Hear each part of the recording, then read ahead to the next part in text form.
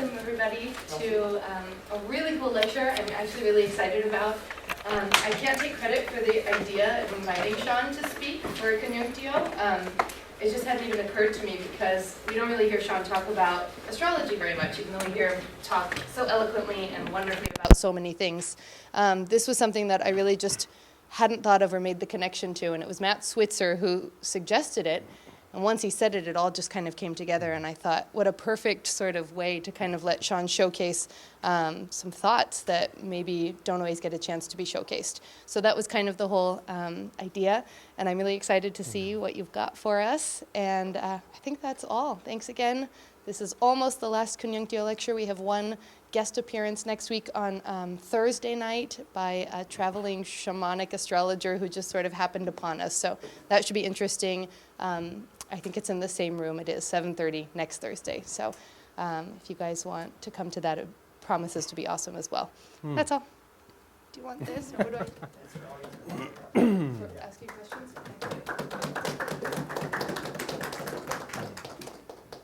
Thank you, Laura. Thank you all for coming on this beautiful evening. I'm sure some of you might rather be at a cafe than here in this sweltering heat, but I'm glad you're here. I also want to, well, we'll see. I have another thanks, particularly to Richard Tarnas, who's in the audience tonight, since it's really through Rick's work that I was initiated into the new discipline or trans-discipline of archetypal astrology. I had actually become interested in astrology a few years before I met you, Rick. I think we met the first time in 92, 93, something like that. But I had become interested in astrology. I was always mildly interested, but I started, I don't know how it began, but I had my chart done and started researching a little bit, probably in around 1988 or 88 or 89, something like that.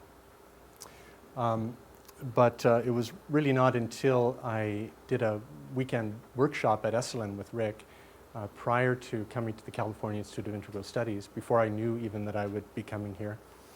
And that was my initiation. And from that point on, while I'm still an amateur, it has become, woven into my intellectual and spiritual life and my worldview. It's an important part of my worldview and my practice, but I'm still an amateur.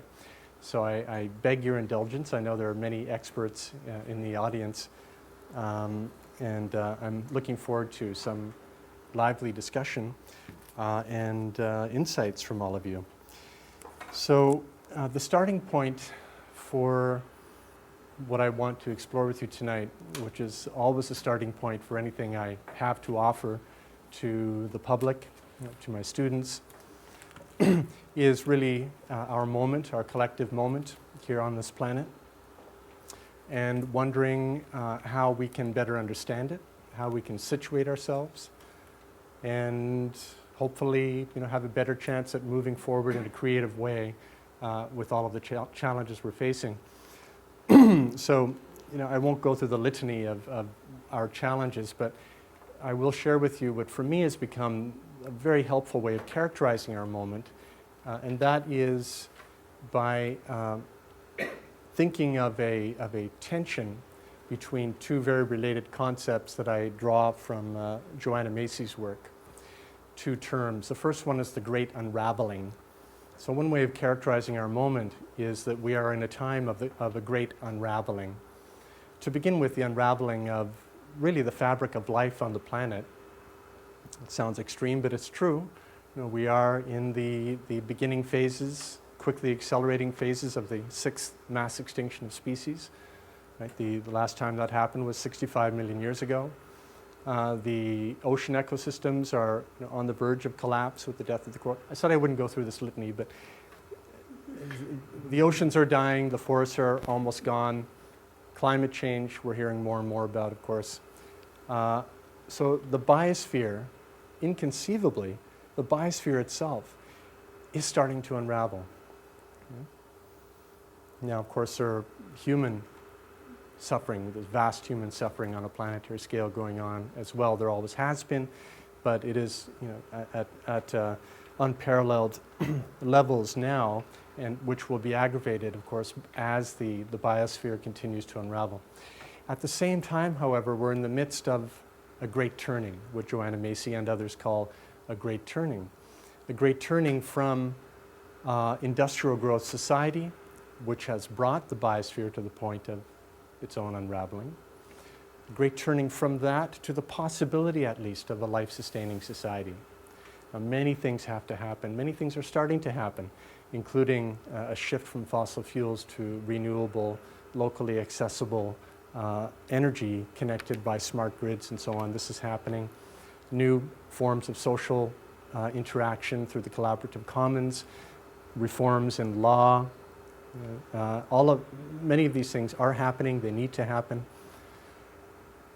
It's an open question whether the creative movement of the Great Turning will be quick enough to overtake the downward entropic movement of the Great Unraveling. We don't know. We're on a razor's edge between these two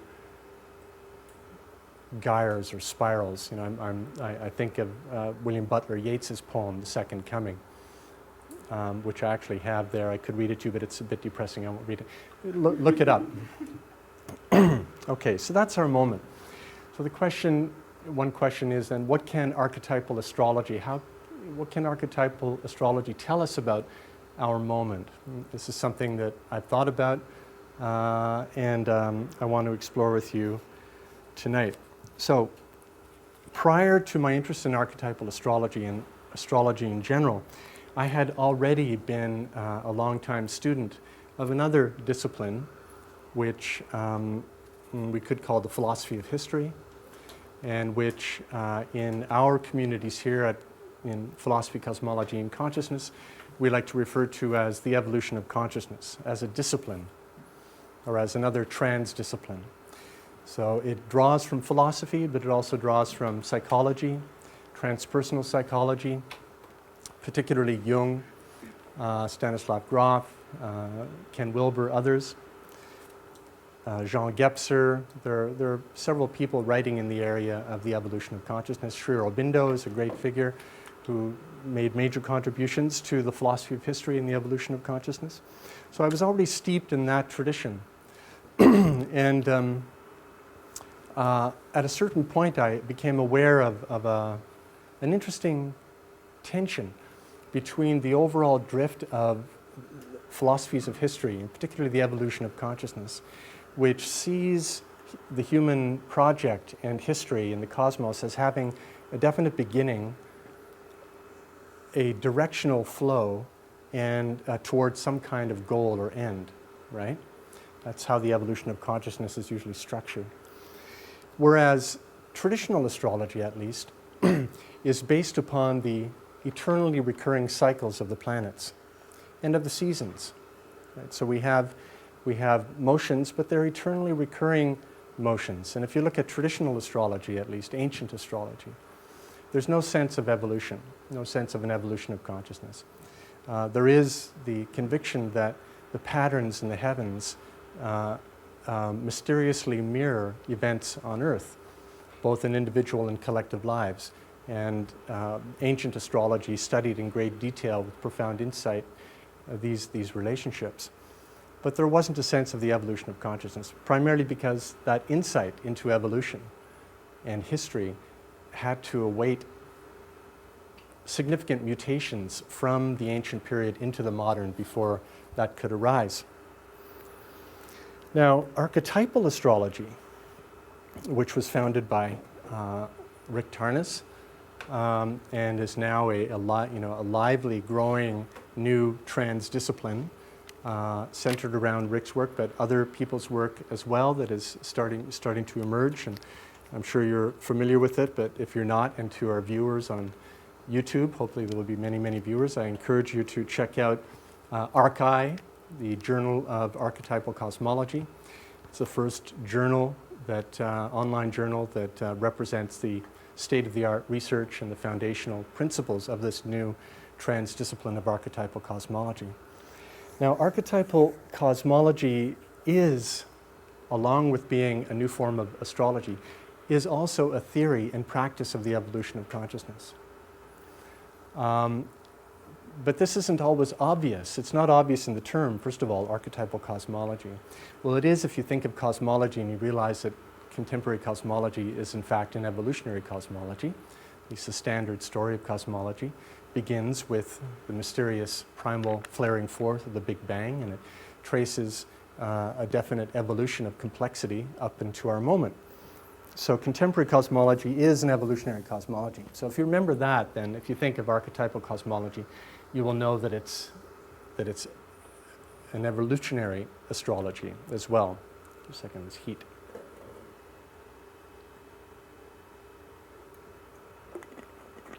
Now, if you're familiar with Rick's work, the two main works following the first shot across the bow of Prometheus the Awakener, but first work, Passion of the Western Mind. How many of you have read Passion of the Western Mind here?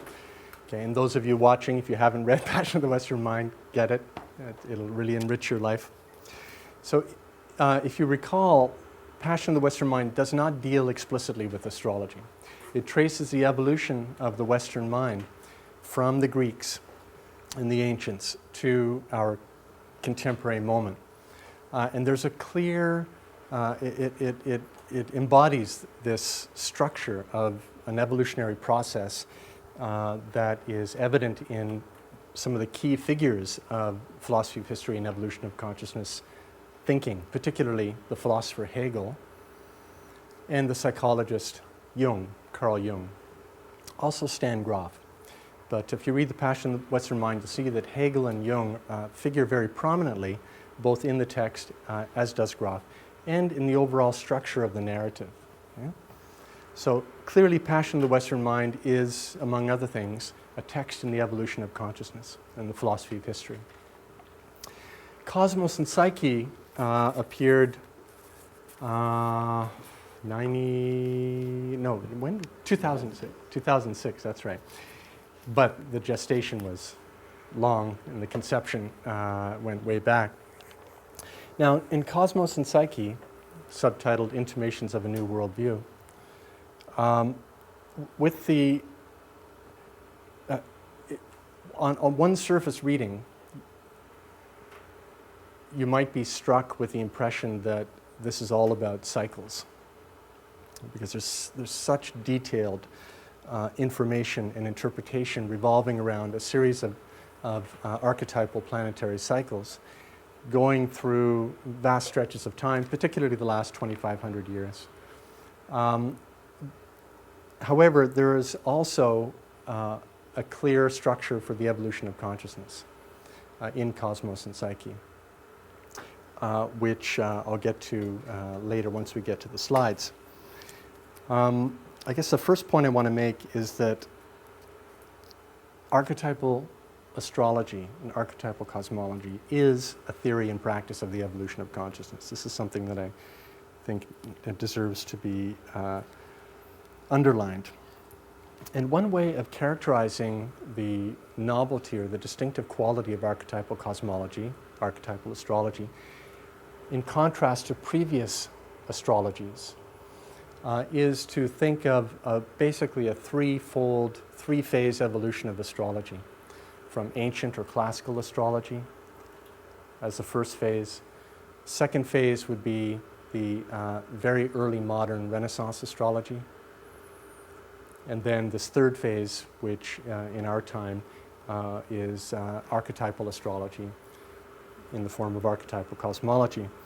Now, it just so happens that these three phases correspond very well to Jean Gebser's three main phases of, he doesn't call it the evolution of consciousness, but it is a theory of the evolution of consciousness, going from particularly the mythic structure through the mental to the integral.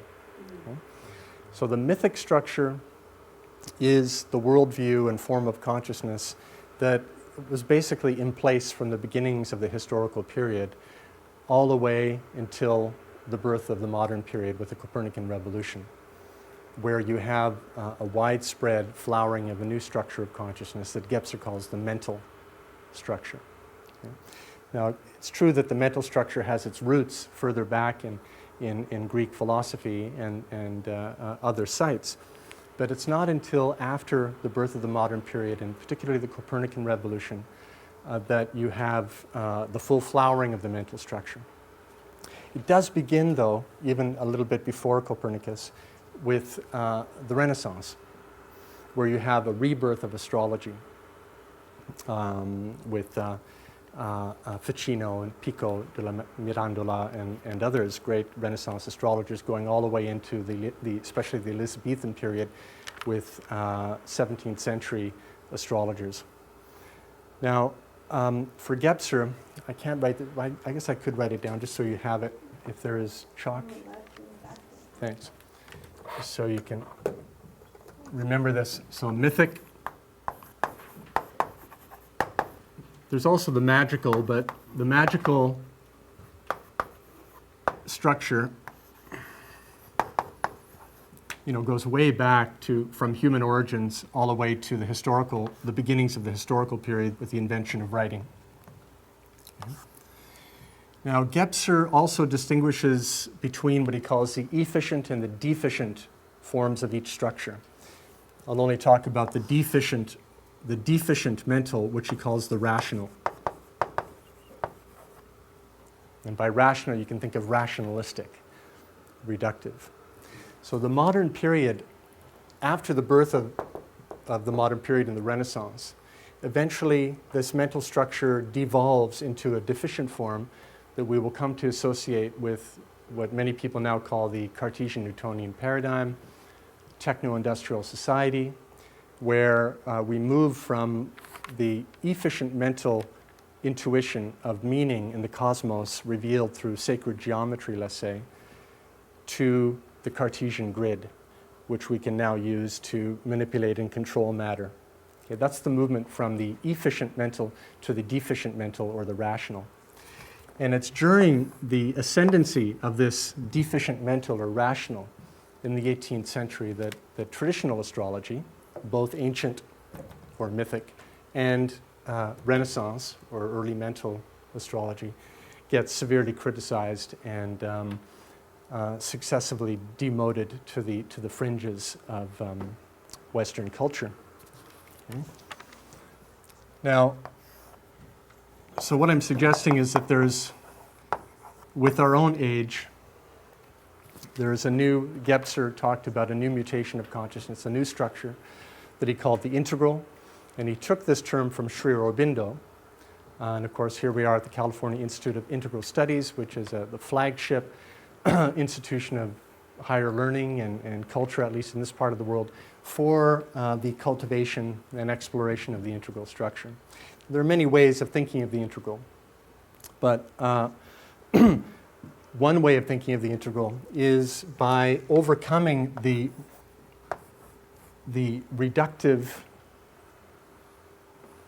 reductionistic, simplifying, constricted limitations of the rational to recover the full amplitude of our mental life, to recover the imaginal depths of the mythical, and also to recover the numinous sort of synchronistic enchantment of the magical, right? And so Gebser talks about the integral by using this term diaphaneity or transparency. So one way of thinking of the integral is when consciousness becomes transparent to these earlier structures and is able to start integrating them again in its life. Now, archetypal astrology, I would say, is a form of integral astrology versus the earlier mental. It's certainly nothing like the caricature that the rationalistic, reductionistic skeptics like to paint astrology as. So it's a recovery of certain elements of the earlier modern Renaissance esoteric astrology, but also draws from the older roots of mythic astrology, right? Okay. This is how I'm thinking of archetypal cosmology, archetypal Astrology. All right, so 3 main phases in the history of astrology, just to recap.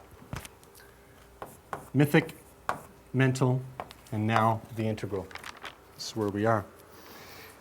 Another way of thinking of integral astrology or archetypal cosmology as a form of integral astrology, along with this developmental 3-phase history, is to recognize that there are 2 poles, 2 dynamic agencies that archetypal cosmology draws from.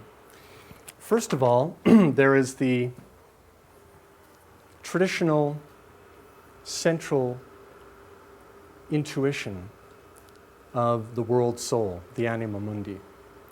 And it's particularly in this, actually in this early Renaissance, early modern and Renaissance astrology that the Anima Mundi is most clearly expressed and articulated, although we find it in the ancient astrology as well.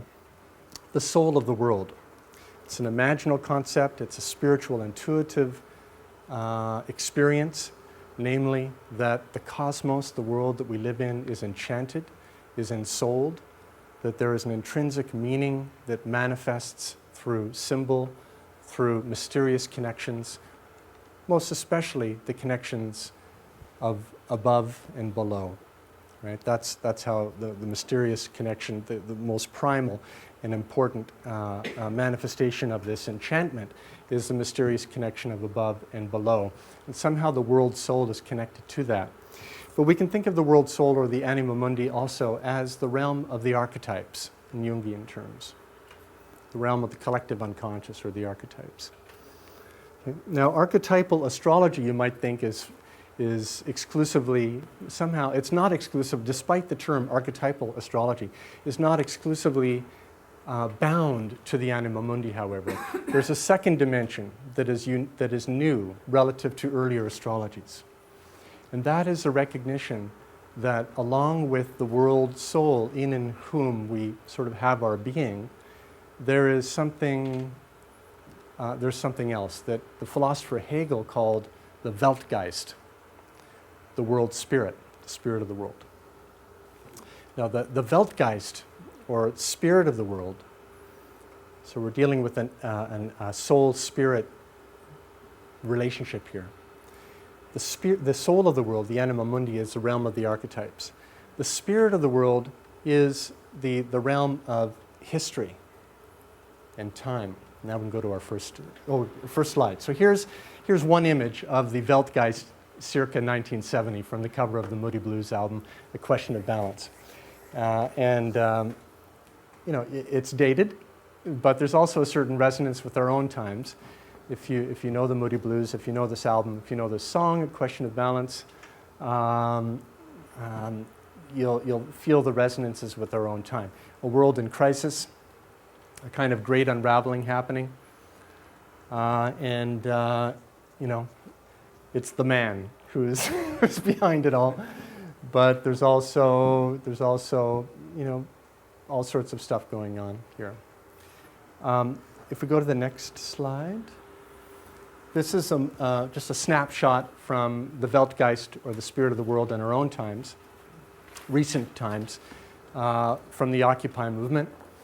But what it shows is this planetary consciousness, but a planetary consciousness that is linked to the here and now, in the sense of a process that's ongoing and irrepeatable. It's going somewhere, we don't necessarily know where it's going, but it's going somewhere and it's irrepeatable. The images of the Anima Mundi, however, if you go to the next slide, this is a classic late Renaissance, early modern, sort of Elizabethan, I think, time, image of the world soul, the Anima Mundi. Now, this picture doesn't suggest that anything is going anywhere. It's a more or less, there's movement. There's the circular motions of the planets and the stars, and the Earth is stable at the center.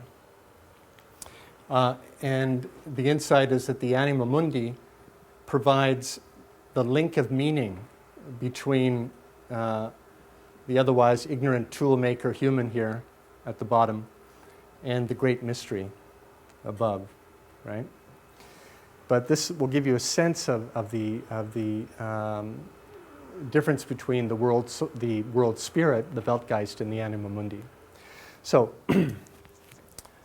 archetypal cosmology, archetypal astrology as an integral form of astrology doesn't limit itself to the Anima Mundi, but instead is making connections between the Anima Mundi, the world of the archetypes, and the spirit of the world in our own times, and as that spirit has evolved over time, right? So if archetypal cosmology is an evolutionary cosmology, then it needs to pay attention to the Weltgeist. Okay. So one way of picturing the relationship between the Anima Mundi and the Weltgeist, the world spirit, is to think of the relationship between the circle and the arrow. Right, the eternal recurrence of the spheres, the eternal return on the one hand, and the arrow of time on the other. Now, of course, if you combine those two, you get a spiral.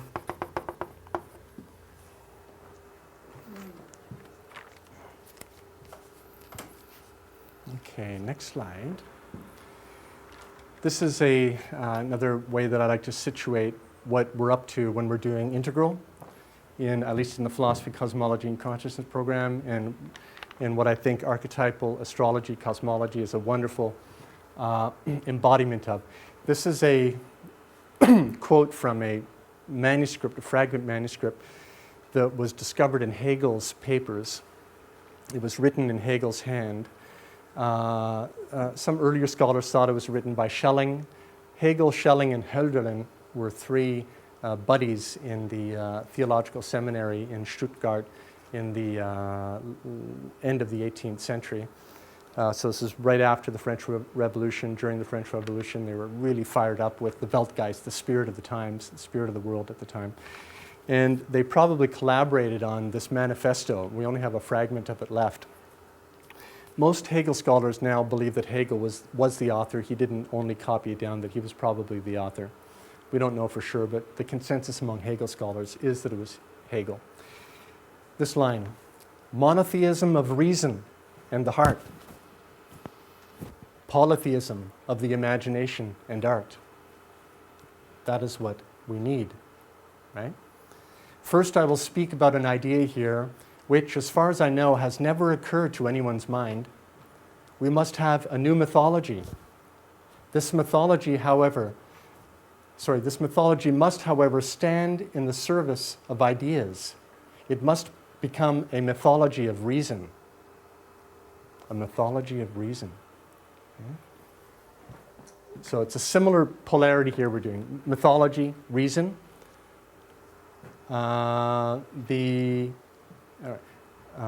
Polytheism, monotheism, but a monotheism of reason and heart, polytheism of imagination and art. Okay? The reason part is head and heart, that line, and polytheism of the imagination and art.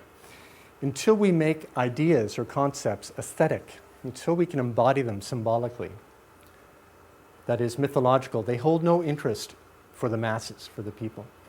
And conversely, before mythology is reasonable, or unless we can make myth coherent, give it a good theoretical grounding, the philosopher must be ashamed of it.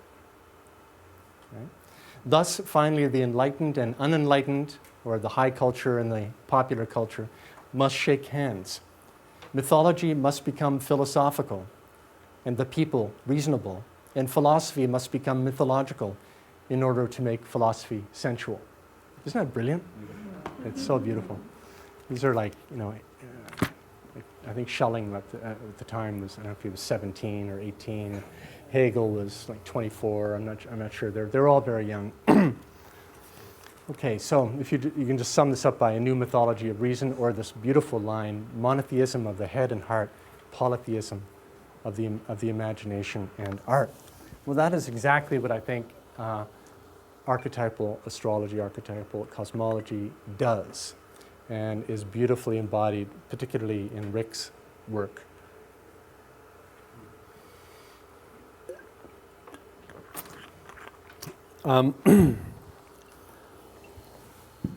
Okay.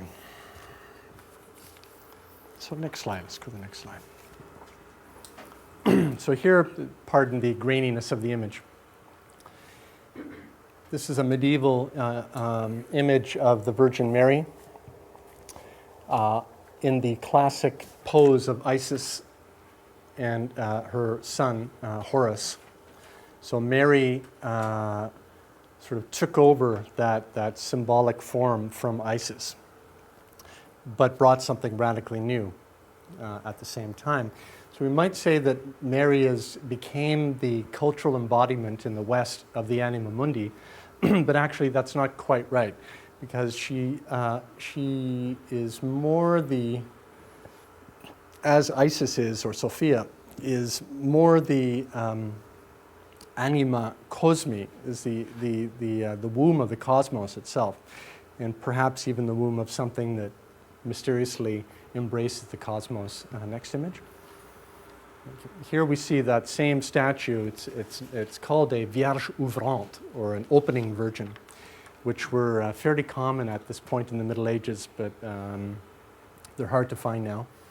And here we see that the mystery that inside Mary's womb is the Trinity.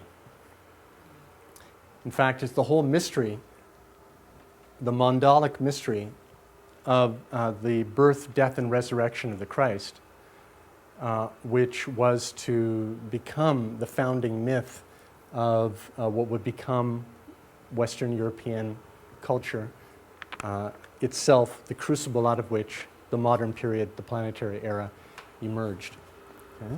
So here we're seeing an interesting embodiment of this creative dialectic between you might say the Anima Mundi, or the archetypal realm, the imaginal realm, particularly the matrix mind, as Jung called it, of the collective unconscious, and the Weltgeist, but still in very rich mythic form. Next slide. This is just another image of the Annunciation. Beautiful image. So it's the moment where Mary is being impregnated by the spirit of the abyss, otherwise called the Father, the great mystery. And in her womb, the cosmic Christ is being conceived. Right? The angel is announcing to Mary that this has happened, and she is in all humility saying, "What? Me?" Now you see the central axis here with the figure of Christ presiding, as it were, already present. So the image is, you can think of it as a kind of mandala with an axis mundi, a central axis, with the Christ principle, the cosmic Christ, that is simultaneously archetypal and timeless, and yet is incarnating itself in time at this moment. This central moment is contrasted with the part on the left here, where Adam and Eve are being expelled from the garden. Okay? So, in other words, you have a fall and the possibility of a renewal or redemption here. Next slide. Okay, now we'll go back to those other images in a minute. This is an image from my book, Coming Home, The Birth and Transformation of the Planetary Era, available on Amazon. Write a good review if you like it. And it's one way of picturing this idea here of a spiral, the evolution of consciousness or the movement of history as a spiral, which the deep structure of which is a movement consisting of 3 phases. Similar but different than these 3 phases. Actually, it's pretty similar to, this would be phase 1, the rational would be phase 2, and I guess it is pretty much this, 1, 2, 3. The deep structure of it. In terms of history as a whole and the evolution of consciousness, if we want to make our span as wide as possible, we can imagine some kind of origin. It could be the Big Bang. It could be the origin of Homo sapiens sapiens, which we don't really know, possibly 1, 2, 3 million years ago, when the first emergence of consciousness as we experience it seems to have emerged. We don't know how or why. There's some kind of goal, at least unless that way of thinking is taboo to you, which is the dominant way of thinking. There is no goal. It's all meaningless and random. But if the evolution of consciousness and the philosophy of history makes sense to you, you might at least be open to the possibility that there's some kind of goal. And there's a middle period. Now, depending upon your gaze, you will situate yourself differently among these 3 phases. If we go a little bit closer to our own time, we can begin with a historical period. And the historical period begins where we have historical records, writing, proto-writing, the first cities and so on. It goes back to about 5,000 BCE, so about 7,000 years before the present. Okay? We are somewhere, we don't know how far away from this goal, but we're somewhere around here. Now this third arc is a smaller arc, and it begins around the 6th century before Christ, during the so-called Axial Age. And the Axial Age is very significant. Astrologically, it's significant because it's the only time within the whole historical period that the 3 outer planets, Uranus, Neptune, and Pluto, were conjoined in the sky from our perspective. Okay? The only time. It's also the period that gave birth to the world's great religious and philosophical traditions, simultaneously, synchronistically, on different continents.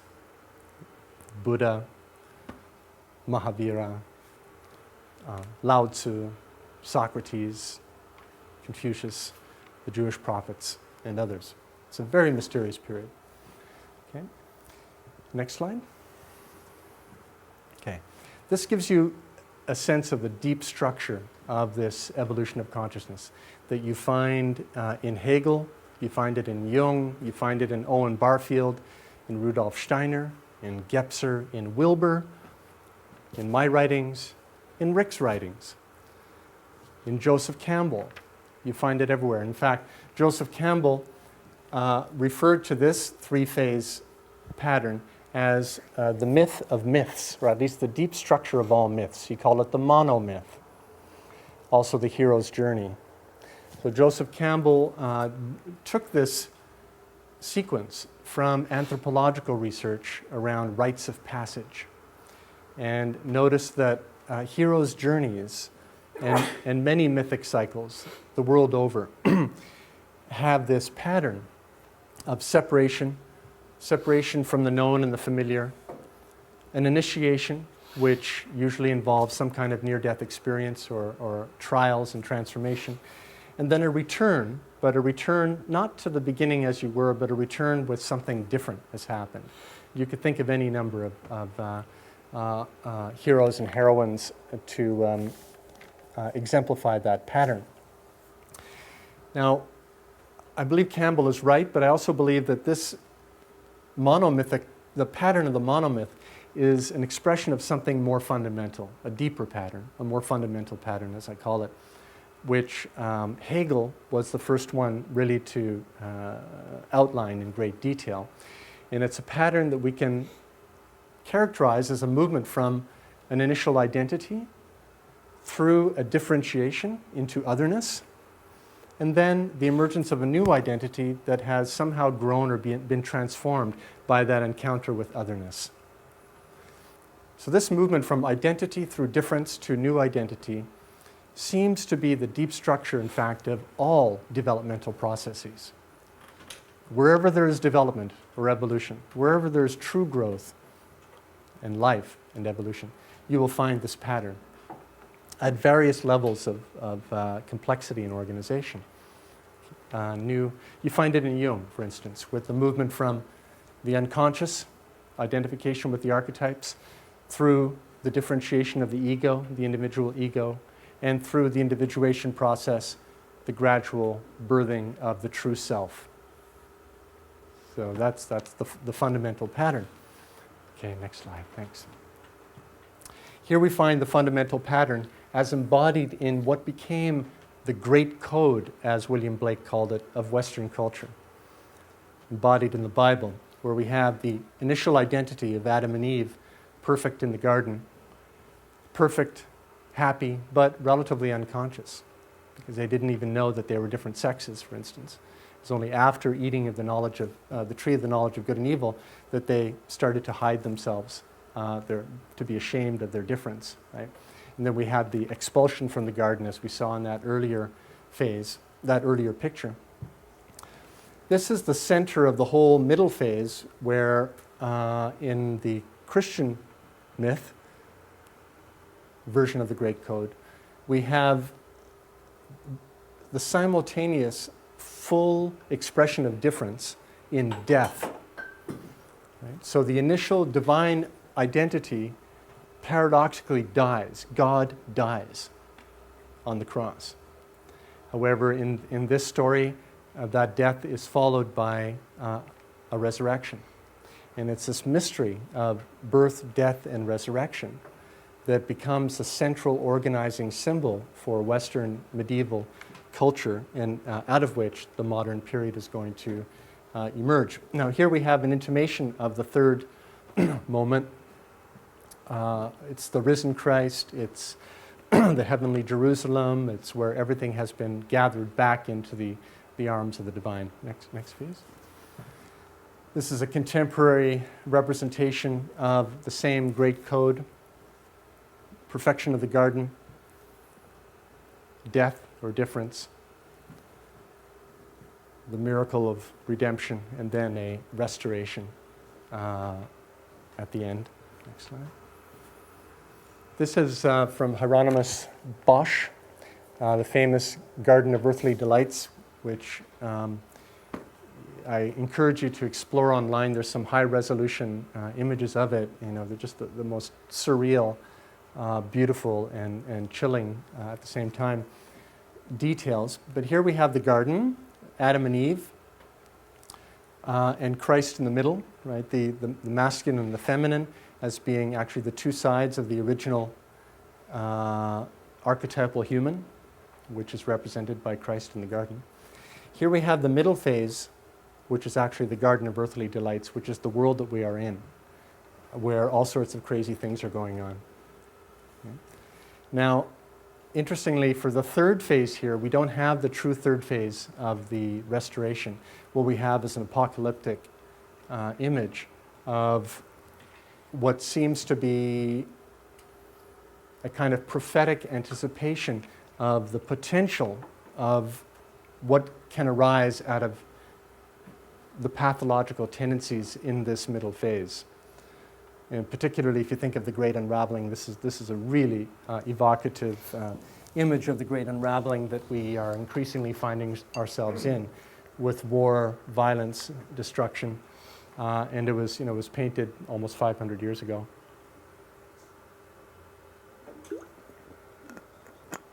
Okay, this is from Rick's book, Cosmos and Psyche. Just to give you a sense of this same deeper pattern of identity, difference, new identity, as it appears in Cosmos and Psyche, where you can see that Rick is drawing so skillfully from this deep archetypal pattern, but it's not the pattern of the planets. It's not the archetypes of the planets. It's the archetypal structure of the evolution of consciousness, which is triphasic. Okay? This is the first phase. In the primal worldview, intelligence and soul, the shaded area, pervade all of nature and the cosmos, And a permeable human self directly participates in that larger matrix, mother, womb, of meaning and purpose within which it is fully embedded. Okay, next slide.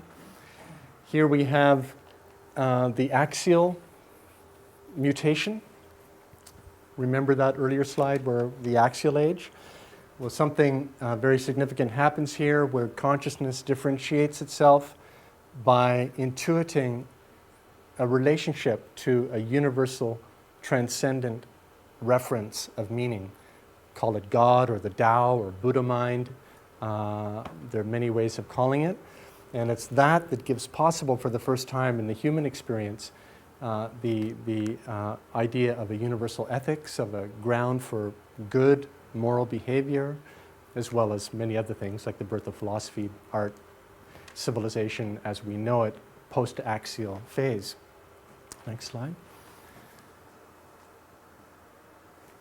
Now, that axial movement, though, eventually slides into the modern worldview, the full development of the mental, where the individual consciousness, the individual ego is being fully differentiated out of the matrix mind. And that allows for amazing feats of individual critical creative thinking. Think particularly of Copernicus and Kepler and Galileo and Newton, Descartes. They're all men. There are women too. But we're in a patriarchal story here, more or less, where we only hear of the men. And the next phase, which eventually, however, that's the next slide, yeah.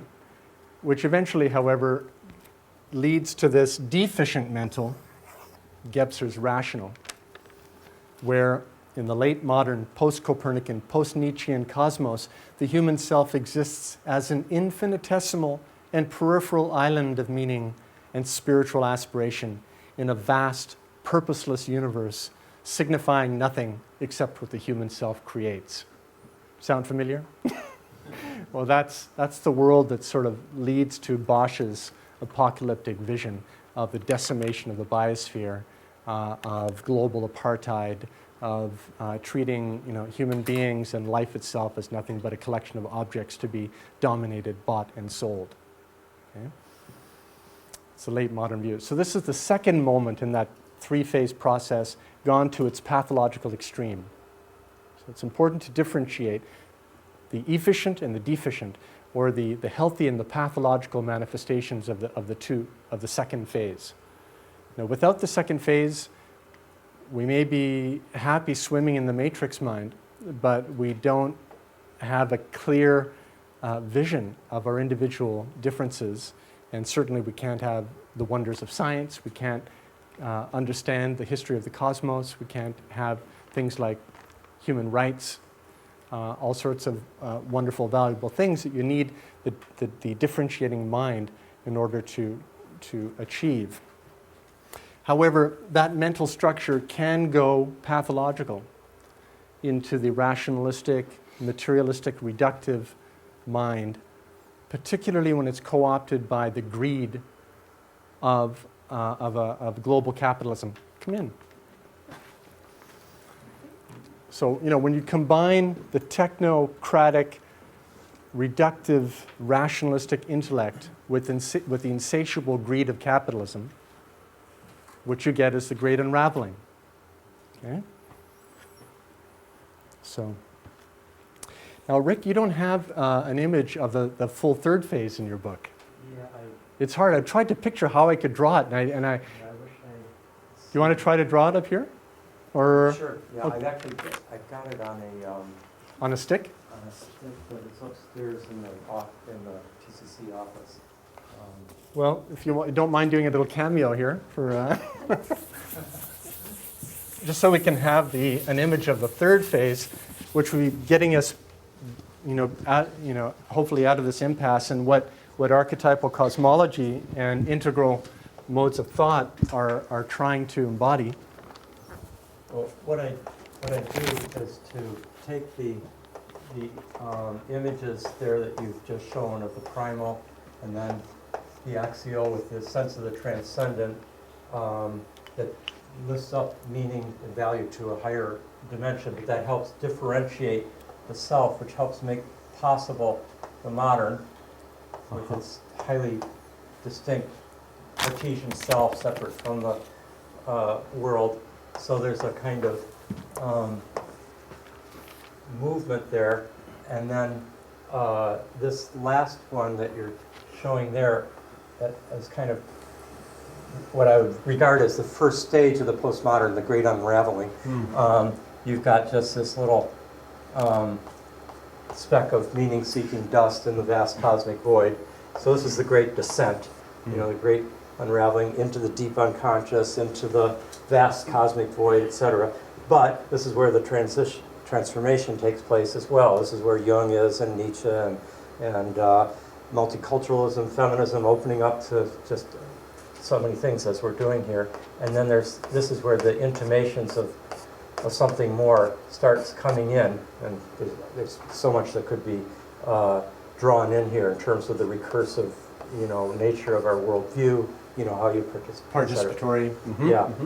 And then there's this question mark, in a sense, of indeterminacy, uncertainty, you know, the risk of our moment in history. And then this is the potential of a new dawn, as it were, but with the differentiation having been achieved, but now in a place that's able to move back into the relationship with the Anima Mundi and a more, so anyway, I'll let you take it. Exactly. Thank you so much. That's great. How many times can you call on? It's like that Woody Allen movie with Marshall McLuhan, who suddenly appears and makes a cameo. That's so good. Next slide. Okay, so this is another version of the arc now, but just going from the axial period. Remember the earlier one? Actually, do the next for a second. Good.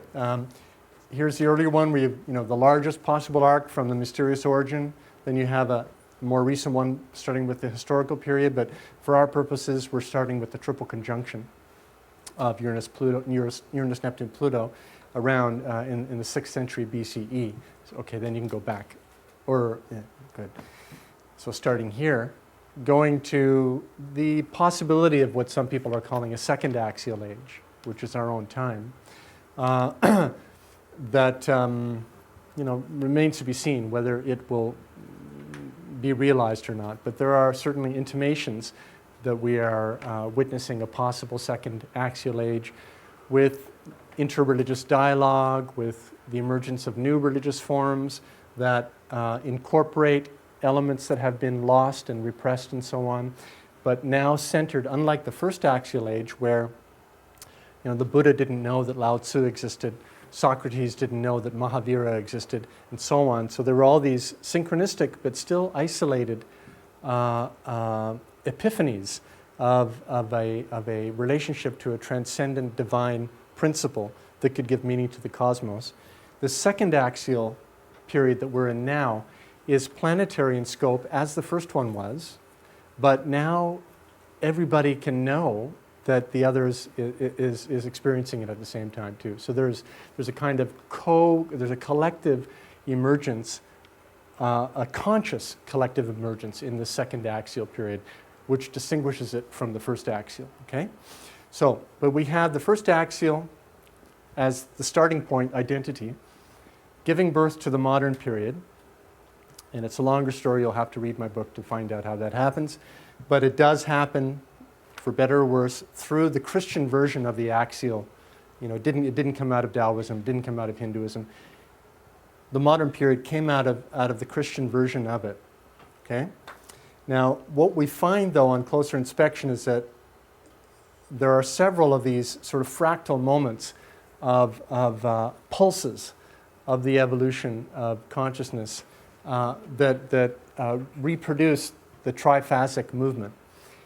Now, what I'm highlighting here is, on the one hand, a kind of progressive flattening of the worldview, the dominant worldview on the top, you know, beginning with the first systematization of the new myth with the mental structure in scholasticism.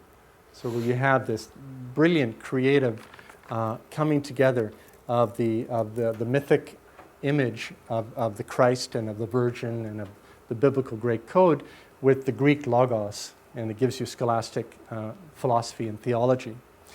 And that's the matrix, actually, out of which both the Renaissance, intellectually, and eventually modern science is going to emerge. But modern science, once it's emerged out of the Renaissance period, becomes the Enlightenment, which had some wonderful, essential, great things, like the commitment to liberation from institutional oppression of the church, the first articulation of a kind of universal humanity that might embody itself through rights and so on, and that, of course, that culminates in the French Revolution. However, it was also accompanied by a rather metaphysically flattened worldview, mostly materialistic worldview, a Newtonian Cartesian mechanistic worldview, right?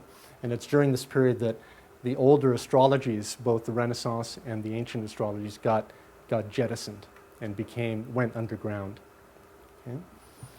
But there was a resistance movement that happened, that peaked around between the time that Hegel, Schelling, and Hölderlin wrote that manifesto right after the French Revolution, all the way into the 1830s around, that we know of as Romanticism, which received its philosophical articulation in German idealism, particularly in the form of Schelling's and Hegel and Fichte's philosophies.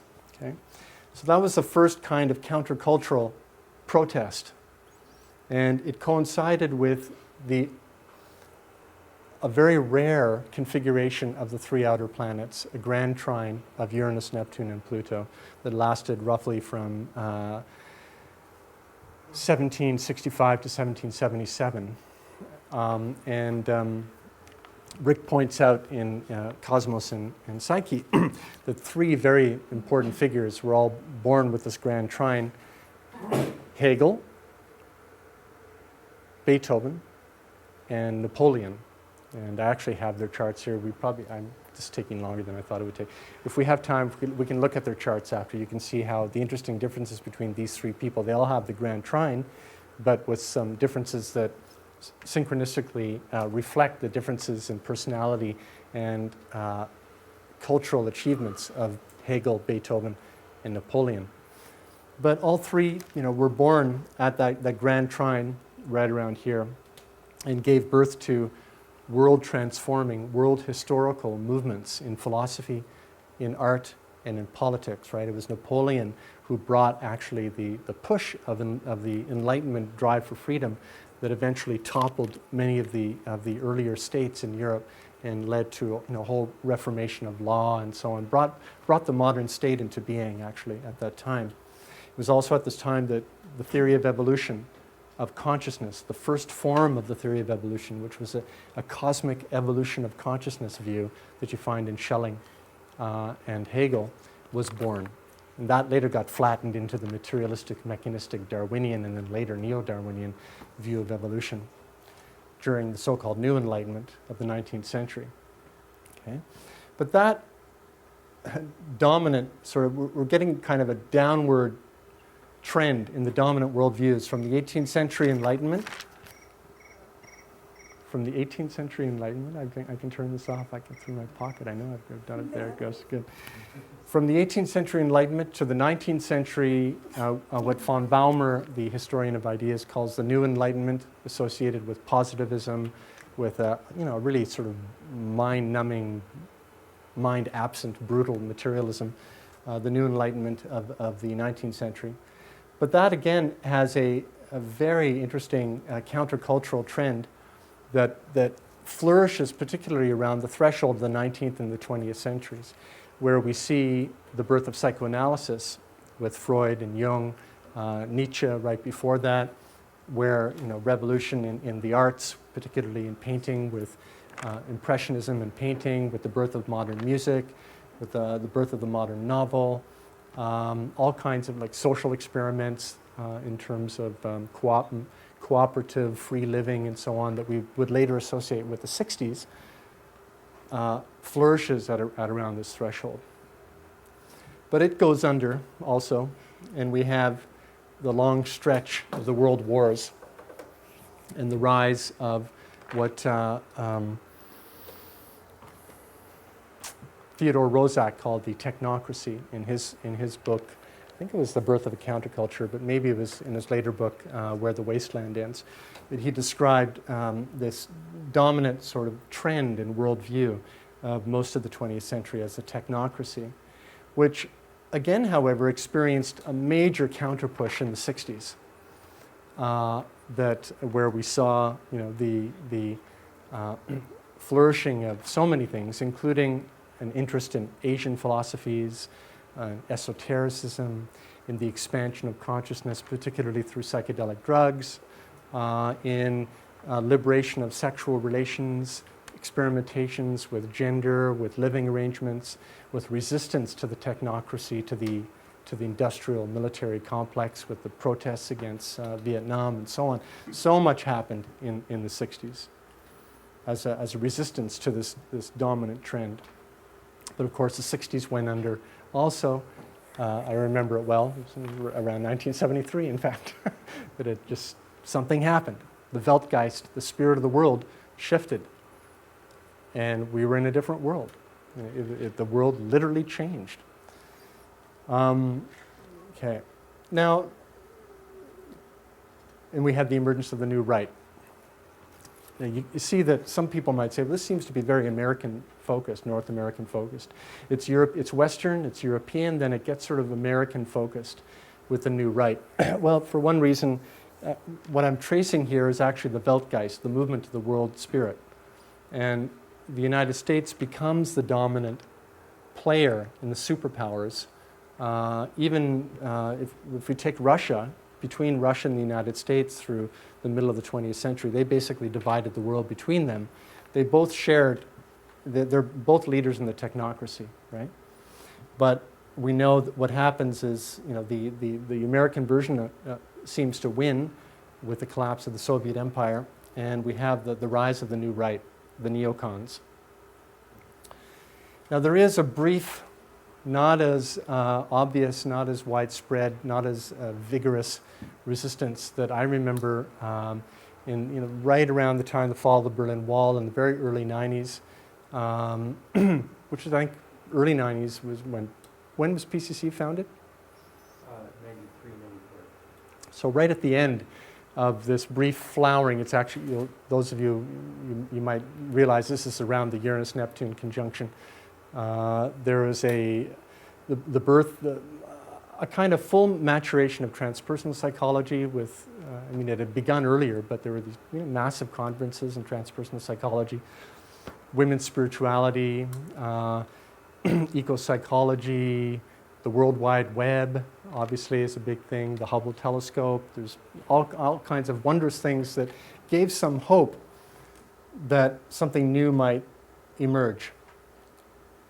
Sorry, I misspoke. The neocon is the next incarnation of the new right. And we all know what happened, though, starting particularly with 9/11. It started to happen before that, but the reality check, the Weltgeist shifted dramatically with 9/11. And then we're pretty much to our present now. Okay, so the question, now what you see here with each of these countercultural surges, there's a recovering of some of these other traditions, particularly the Asian, and then later the indigenous earth-based traditions that start to get recovered into the resistance movements toward the possibility of a genuine second axial age around, call it integral, call it whatever you want. Archetypal astrology, cosmology, I believe, is a key player in that mutation. So that's the next phase. Next slide, I should say. So one question now is, from an archetypal astrological perspective, what markers can we find to make sense of this spiraling movement of the Weltgeist, which seems to have a definite beginning, is going somewhere, but it's a sort of irrepeatable process, even though we see these pulses of resistance to a flattening, dominant, power-driven majority worldview. We do see these resistances and recurrences that way.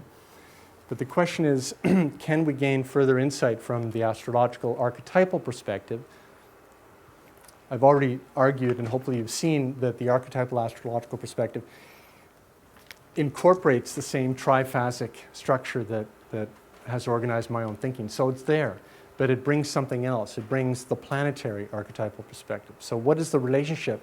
This is my sort of starting question theoretically. Well, what is the relationship between the planets and this deeper triphasic movement of the evolution of consciousness and the philosophy of history that we find in Passion of the Western Mind, and indeed in Cosmos and Psyche? This is the question. So if we take the triple conjunctions, so this is the triple conjunction of the axial age. Right? The one before that happened around 5000 BCE, which is synchronistically about the time of the beginning of the historical period, where we have proto-writing. The first proto-writing, the first beginnings of what are going to become the cities, the centers of agricultural civilization. Sort of begins in. It's not exact, but there may be something there. Certainly, this is the stunning synchronicity that is so improbable, that don't need to say too much more about that. Now, the next triple conjunction is in 3879. So we have a long time to wait for the next one. However, if you take the midpoint between the axial triple conjunction and the next one, we get 395 CE. That's the midpoint, which just so happens to be the time where the very beginnings of arguably the modern worldview, the emergence of the early Renaissance, I think it's when the Medicis start to establish their power and set up Florence, what's going to become the Platonic Academy in Florence. And that's when Uranus opposed the Neptune dualism. That's right. So yeah, so you have, that's right. And next, if you have next, do I have the next slide? Yeah, there it is. So here we have the Neptune-Pluto conjunction, which at this particular time is joined by Jupiter, opposed by Uranus. That's right. So that's pretty interesting. It's the only other time that we found, I think, first of all, thanks to Laura, helped me get some of these slides together and did some good ground spade work in trying to find some of these dates. So one of the questions I had for Laura, because I didn't have time, I said, Laura, I want you to find me all the dates for all of the quadrature alignments of the three outer planets for the last 5,000 years, please. Because we knew, so, but that includes not only the triple conjunctions, but when they're in the T-square, well, they can't be in a T-square, so, yeah, I mean, it would be a T-square conjunction or some combination of conjunction with an opposition, which we have here. And then the other question was, I wanted to know where you have the grand trines, because the only one that I was aware of was the circa 1770 grand trine, where Hegel, Beethoven, and Napoleon are born. But there must have been others, and I still don't know. So if any of you can email me if you have a reliable way of knowing these other grand trines of the three outer planets, I would appreciate it. We just go back 500 years for each of those. You think it's 500 years? Yeah. The one before that was at that kind of climax of the high Middle Ages with the cathedrals and Thomas Aquinas and a kind of romantic awakening then too. Enlightenment synthesis. But anyway. Neat. So if we ever have a part two, then maybe we can explore some. It's okay. Next, thank you. Forward. So, okay. So we looked at the triple conjunctions. So one question is, well, let's look at some other cycles. Unfortunately, I didn't have time to look at the Neptune-Pluto cycle, which is obviously very important. Basically a 500-year cycle for the conjunctions, right? But if we take the quadrature alignments, it gets, but at least the pulse for the conjunctions of Neptune, Pluto are 500 years. They're very significant. I didn't have time to prepare a graph. Here we have the Uranus-Pluto. It's from a graphic ephemeris chart of from roughly 1450, the conjunction around 1450. Opposition 1540, conjunction 1600. I hope I didn't make any mistakes here. I think I got it right. 1650, 1712, 1790, and so on. So one thing that you see is that, okay, these are fairly regular pulses. There are some differences. You see that it compresses. There are a couple of phases where they get closer together, but basically they're roughly between 60 and 90 years apart, at least between the conjunction and the opposition. This is not including the squares. But so just to get that sense.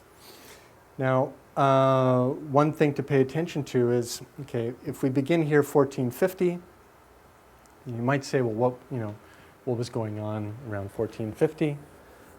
I mean, three major things that we might point to are printing press, the birth of Columbus, and the fall of Constantinople. Now, obviously there are many other things that happened around that time. But the question is, well, why would I pick those three? Right? Why would I pick the fall of Constantinople, the birth of Columbus, and the invention of the printing press? There's nothing, I mean, yes, the invention of the printing press is a technological invention, and we can think of Uranus-Pluto as having to do with invention and scientific creativity. We can do that. It's thematically related, but I'm sure there were all kinds of other inventions that arose at that time that we wouldn't think of associating as being meaningfully significant or synchronistically correlated with the 1450 Uranus-Pluto conjunction. So why do we pick the printing press? Well, obviously because the printing press is going to play a critical role in the scientific revolution, in the Protestant Reformation, in the birth of the modern period, in the transformation of the planet, leading to our moment, right? So what's guiding the archetypal eye, in other words? Two things. The Anima Mundi, this archetypal combination, which gives us the thematic sense of what to look for. But then we also need the Weltgeist, the spirit of the world, and know something of its history, of its shape, of its telos, of how it evolved and where we are now, right? Once we have that sense of telos, then that gives us a way to not triangulate, but binoculate, between the Anima Mundi and the Weltgeist. Then we know what to look for. And when we do that, then we say, oh yes, the printing press, Columbus. I mean, if somebody had said, well, why would I pick the birth of Columbus? I mean, there were millions of people born at that time, obviously because Columbus would play such a key role in the rise of the West and the birth of the planetary era. All right, so that's the beginning of this sequence of Uranus-Pluto cycles. Just point to the end, because we don't really have time, around 2045. And let's go to the next slide. Oh, okay, just remember that, 2045. I'm backtracking a bit here. So the question is, let's go back to the question, how do we get a sense of where we are now, of the meaning of our moment, which seems so out of proportion to all other moments in the history of the planet? It is. I mean, this is the first time since complex organisms, it's not the first time, it's the sixth time since it's the first time since human beings emerged millions of years ago that life itself is in danger of collapsing. That's totally unparalleled, right? There's nothing in Uranus-Pluto cycles or in any of the other cycles that can tell us that. We might use those cycles, and we need to use those for timing and for maybe getting some insight into elements that are going to enter into the manifestation of our moment. But there's nothing in those planetary cycles themselves that indicates why we should be at this critical moment that we are. Right? We need the history of the world spirit combined with the archetypal eye. But maybe there's something else in the purely astrological perspective that can give us that. Okay, so this is the great year, and linked with the precession of the equinoxes. Now, how many of you know what the precession of the equinoxes is? I don't mean in great detail, but in general. Okay. Basically, one way of thinking of it is, the North Star. We use that to find out, well, the North Star wasn't always the North Star. There was actually, around 13,000 years ago, it was Vega was the North Star. And that's because the Earth wobbles on its axis really, really slowly, so that the pole of the Earth traces, over a 26,000 year period, traces a circle in the sky. And at one end of that wobble, it points to Polaris, what we call the North Star. At the other end of the wobble, it points to Vega. Okay? It takes 26,000 years for that wobble to do one circle. Now, one of the effects of that is that if you get up before dawn on first day of spring, 20th of March, and you look, where the sun is about to rise, because you've been watching the sun, you've been getting up early, you've marked it on a little thing, the sun's going to rise there. But before the sun rises, you look at what constellations are there, so you know that you can deduce what constellation the sun's going to be in at that moment of the sun rising on the first day of spring, right? That's the solstice point, the spring equinox. The spring equinox point. You will know that now the spring equinox point, relative to the stars as they actually appear in the sky, is on the cusp between Pisces and Aquarius.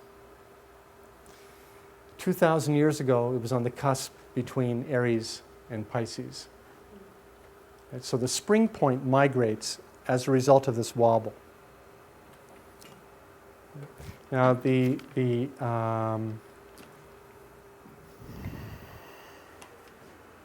tropical zodiac fixes the spring point at 0 degrees Aries. The sidereal zodiac, or at least the way the stars actually appear now, the spring point is closer to 0 degrees Aquarius. So, but what that tells us is that the standard classical model, sorry? Early Pisces, late Aquarius. Sorry,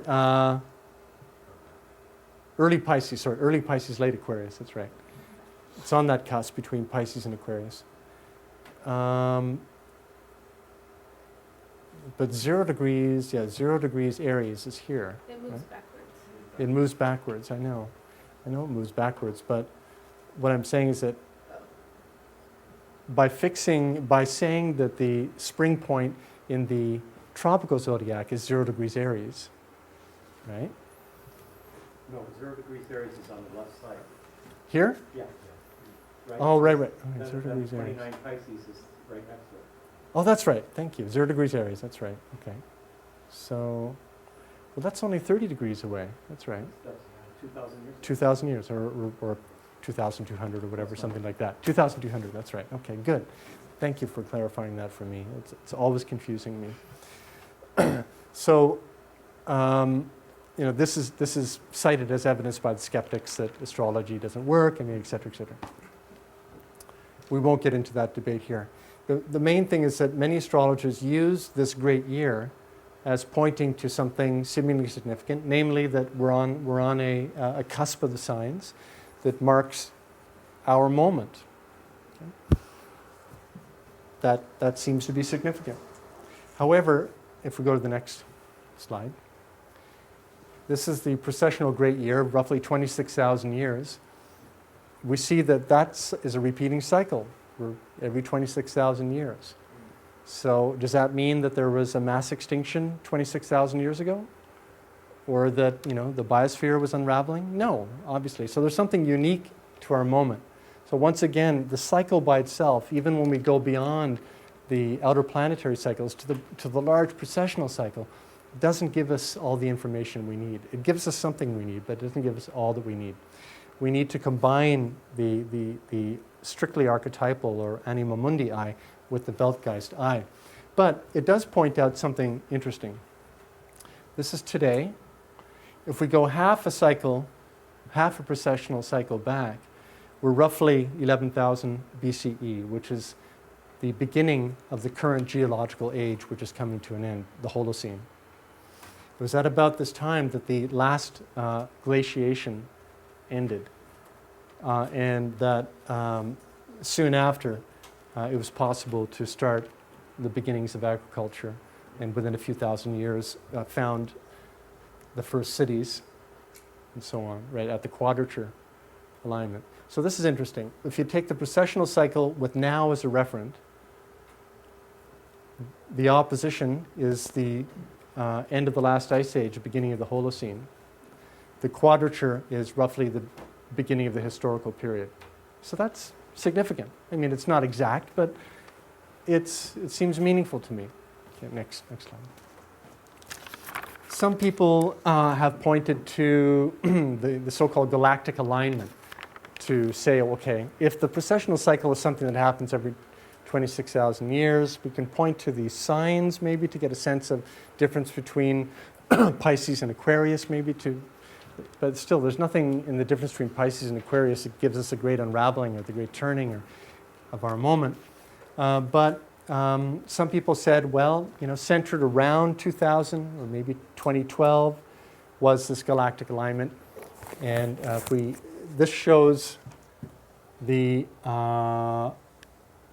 ecliptic, the apparent path of the sun in the sky that goes from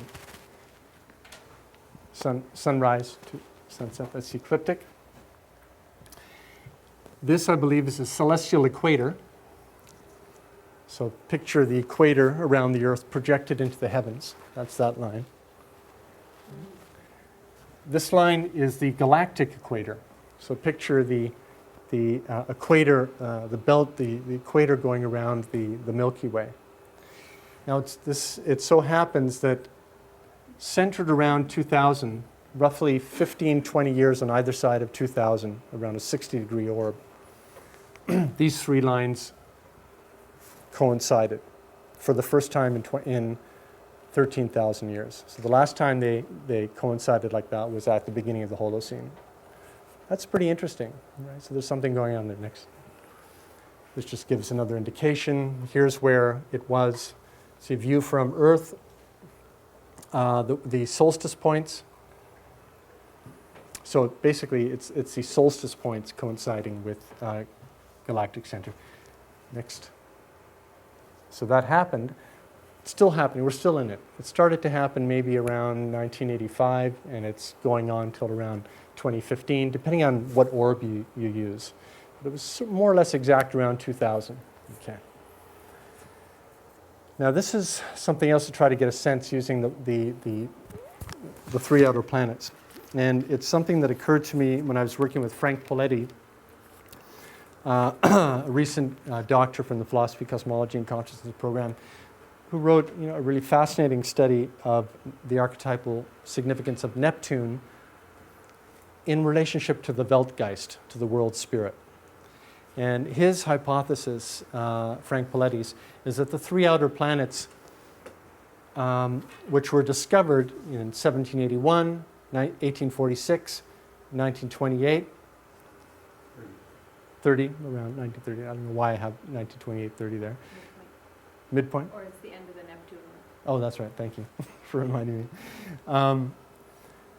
Frank proposed that the 18th, the 19th, and the 20th centuries, that we can understand a lot of the dominant themes of the Weltgeist of the 18th and 19th and 20th centuries in relationship to the archetypal meaning of these outer planets which were discovered in those centuries. And he made a very good case, I thought, for Neptune in the 19th century. The 19th century as the Neptunian century. But as Frank recognizes in his dissertation, many of these Neptunian themes actually begin before the 19th century and extend into the 20th century. So, what's going on there? So I asked him, well, what rationale can you use for these planets? Just Uranus for 100 years, Neptune. So I wanted to come up with the principle. I thought, well, let's see what happens if we use the orbital periods of each of these planets as an orb, as the basis of an orb. Okay? So we have the discovery of Uranus, which happens at a specific date. Now, the orbital period of Uranus is roughly, 86 years? I think? 84 years.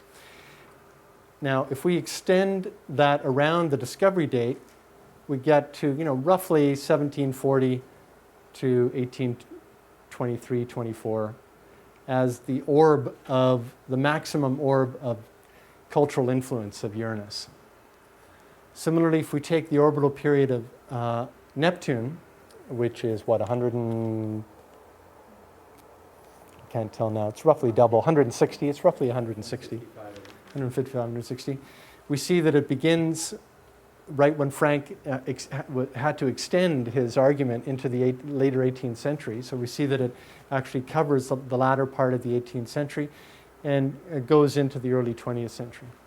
Now Pluto, which has the longest orbital period of almost 250 years, even though it was discovered 1930, has its orb beginning at the beginning of the 19th century. Now, one thing that I found interesting is that all three of these are in place. They overlap right at the time that Hegel wrote the Phenomenology of Spirit. So, which combines these three planets in such a beautiful way.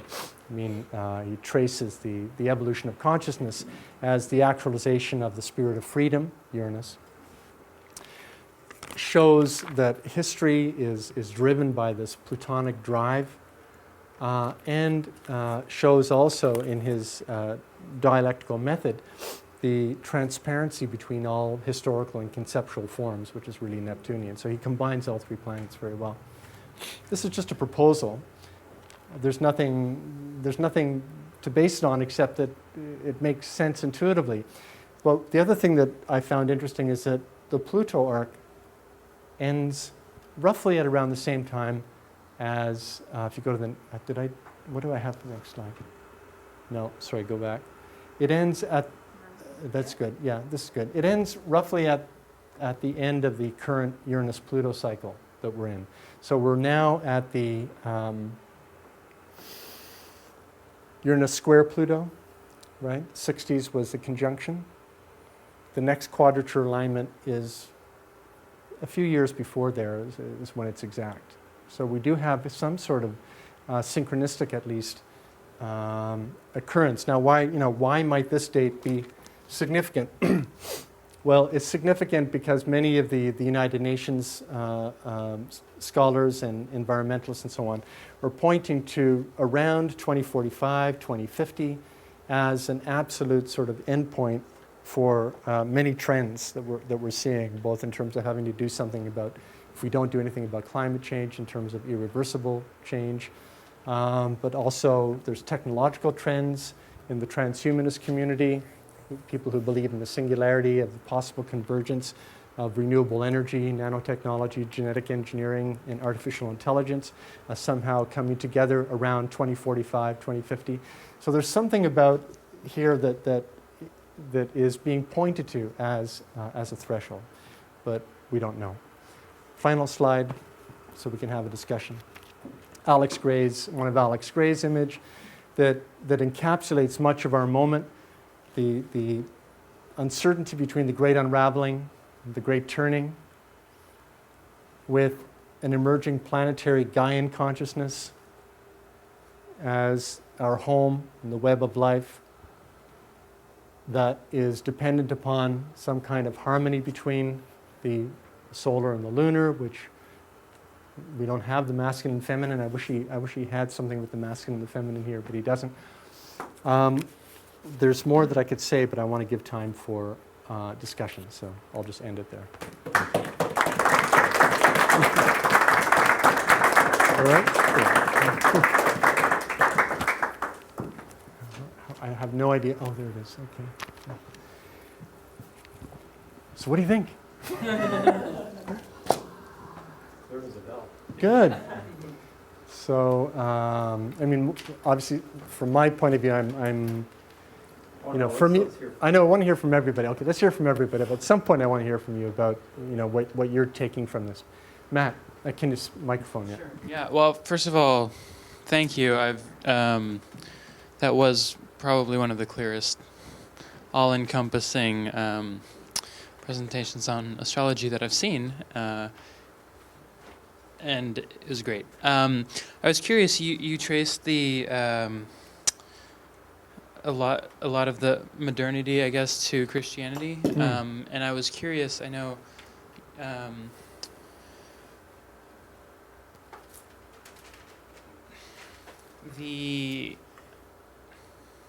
I guess what I'm curious about is astrology in the sort of early or mid or just first century milieu that Christianity came out of, and I know you've done some work with Gnosticism and Hermeticism, and I was curious now in your journey of really kind of coming to terms with archetypal astrology and sort of seeing that through a Jungian lens, how do you sort of make sense again of the sort of these esoteric systems that are deeply kind of, I've been reading Jacob Sherman, and I think he talks about you know, this idea of gnosis as marked by spiritual and moral perfection, as well as the ability to communicate this encompassing or integral contemplative gnosis to others.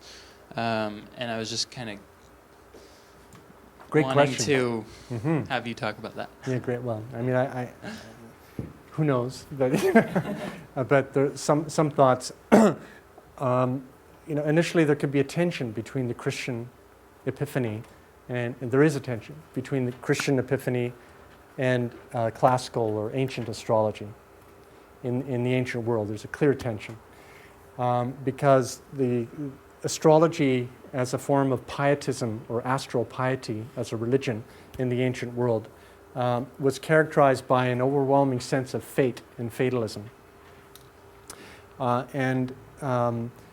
Many of the Christians saw the Christ principle as actually coming from outside of the cosmos and penetrating the planetary spheres and opening up the possibility of a kind of liberation from that fatalism.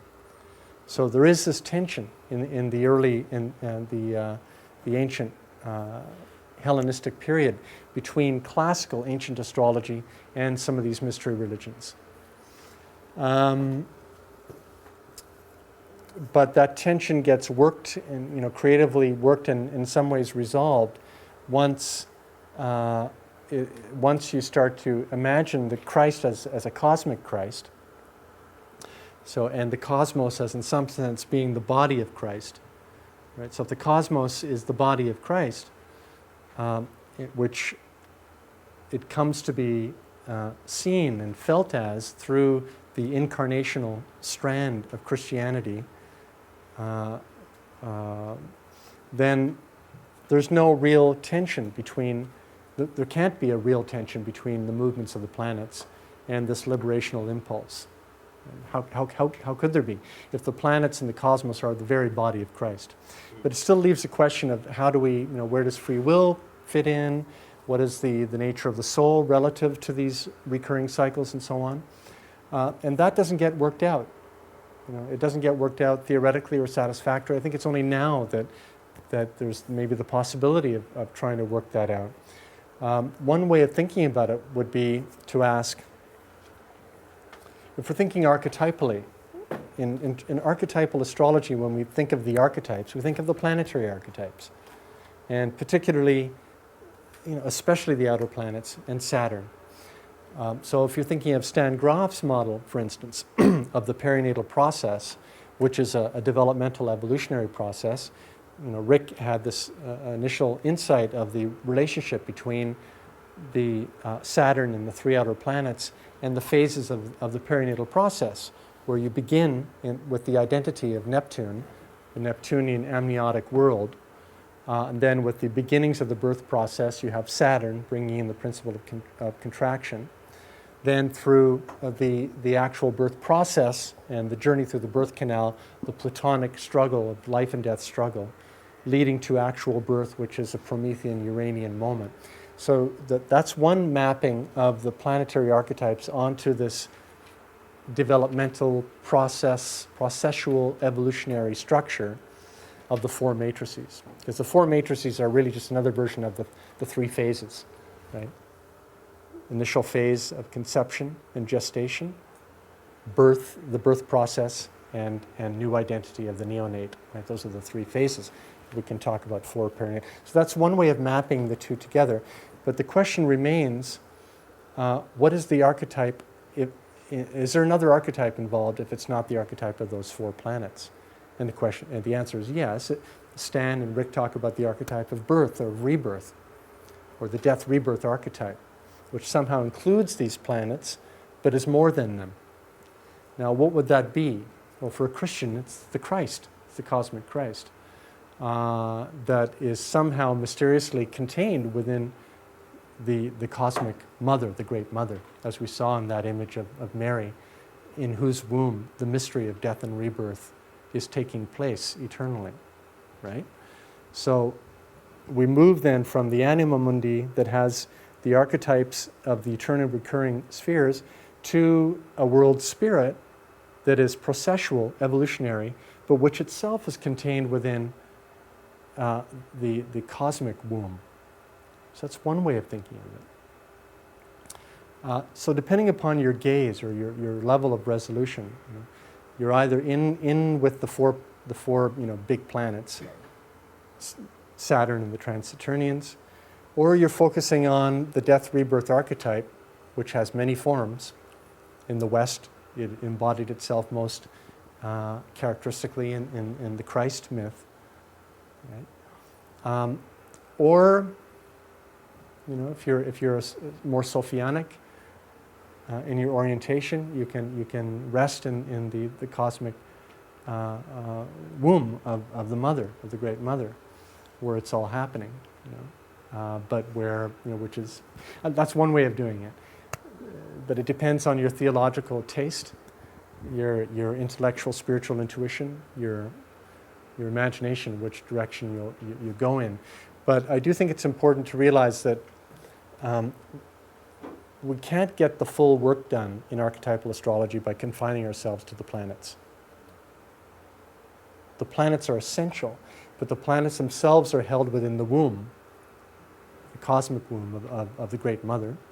And there's a spiritus mundi, or Weltgeist, at work in time and in history, which we need to train our eyes to see as well. And that archetypal movement of the spiritus mundi, of the Weltgeist, is Trinitarian, is triphasic. Okay? So there may be four great planets. There's a quaternity of planets, but there's a trinity of process.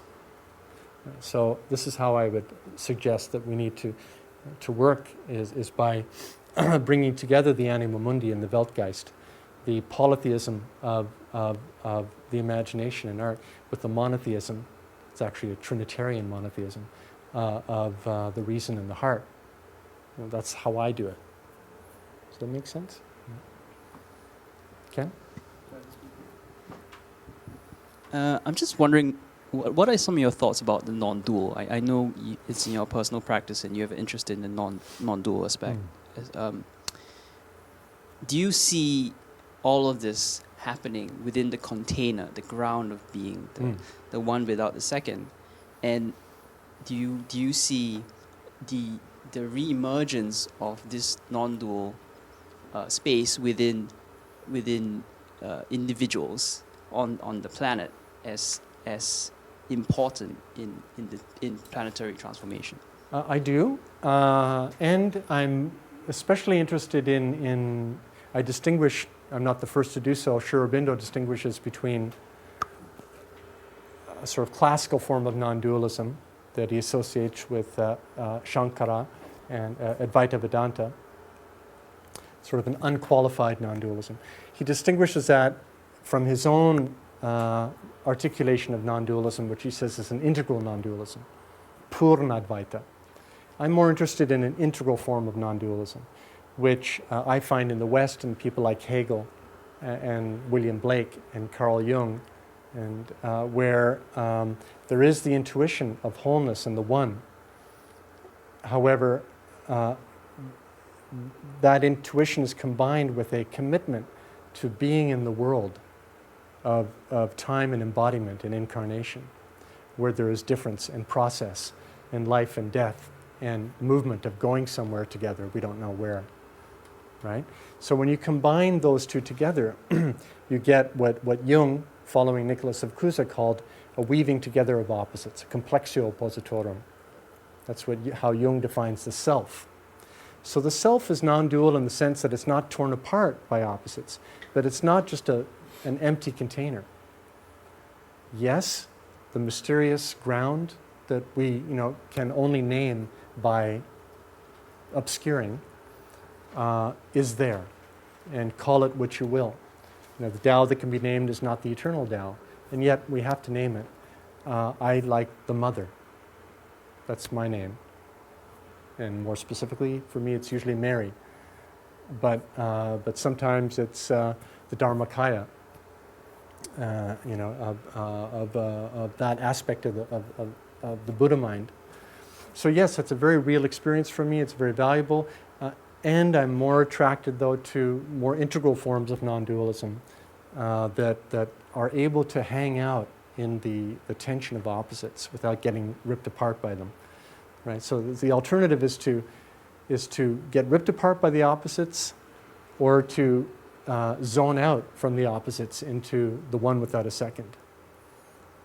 But I like the third, the third, which is not given, the tertium non datur, but which we must grasp if we're to have a hope at organizing this planet in a way that's going to avoid the seemingly inevitable consequences of the great unraveling. Right? I don't think just going into the one is enough. I mean, we might need that as a counterbalance to the tearing apart, but eventually we'll need to work out constitutions for states, for international relations, for law, appropriate science, technology, and so on, where we're going to need the difference. And we're actually going to need ways of thinking and imagining that can hang out in this complex plane of both one and many, right? Monotheism of the head and heart, polytheism of the imagination and art, both together. So the moni and the poly, that's the form of non-dualism that I'm interested in. I mean, I'm interested in both, but I'm particularly interested in the second. Sean, I'm wondering how exactly do you account for the recent revival of astrology in our culture today? And also, do you see it as being also mappable in terms of that triphasic thing where, this would be the new identity of astrology in a certain sense? Well, it depends on which astrology we mean. I think some of the appeal of astrology is a natural. It depends. Who do we mean by astrology? Revival of astrology? Do you mean at a fairly sophisticated level? Yeah. Right. What you were saying. Oh, you weren't here for that. Oh. Yeah. So to talk about it, the history of astrology as ancient or classical astrology, and then early modern sort of Renaissance astrology, and in our own days a kind of constructive postmodern / integral astrology, which we're witnessing now. So I did go over that, so you'll be able to see it if you watch the video. I see it as a manifestation of what Gebser calls the integral mutation of consciousness, that it involves a recovery of the earlier mythic imagination that was eclipsed by the blinding light of enlightenment reason. It's a recovery of that without giving up the gains of the reason. Right? So, exactly what Rick captures in his diagrams. Great question. Laura, I was about to call you Linda for some reason. You actually did that in an I know, email once I a know, long time I know, ago. I remember that. So I guess I was interested, that quote from Hegel, the potential Hegel quote, I thought was fantastic.